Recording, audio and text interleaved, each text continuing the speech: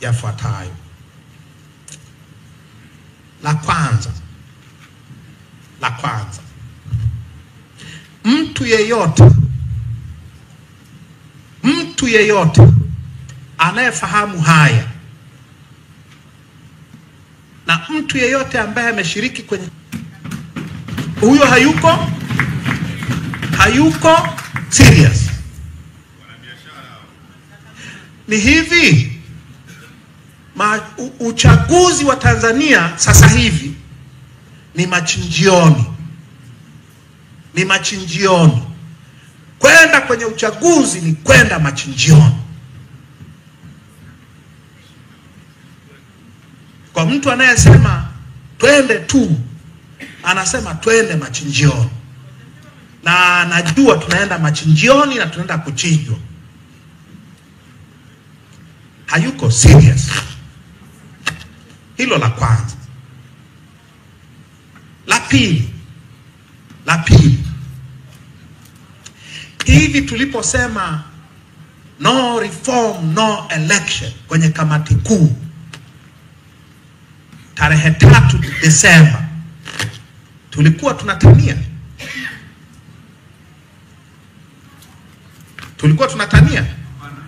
Kama kuna watu walikuwa wanatania, they are dead wrong.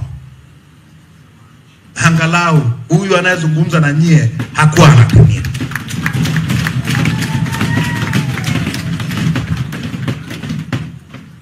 Kama kuna mtu alikuwa anazungumza ili tupandishe dau, huyu jamaa anayezungumza na nyie hakuwa anazungumza ili apandishe dau.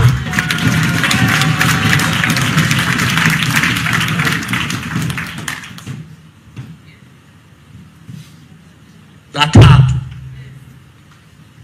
huu ndio msimamo wa chama.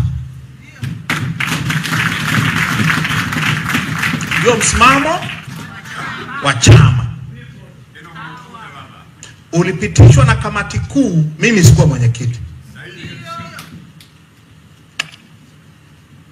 nilikuwa makamu. Nilikuwa na ushawishi mkubwa, ni kweli, lakini ulipitishwa na kamati kuu ya mwenyekiti Mbowe.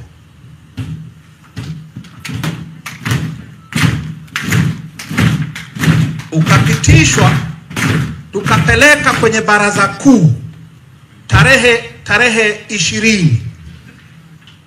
Baraza kuu likaupitisha msimamo wa kamati kuu, na baraza kuu liliongozwa na mwenyekiti Mbowe.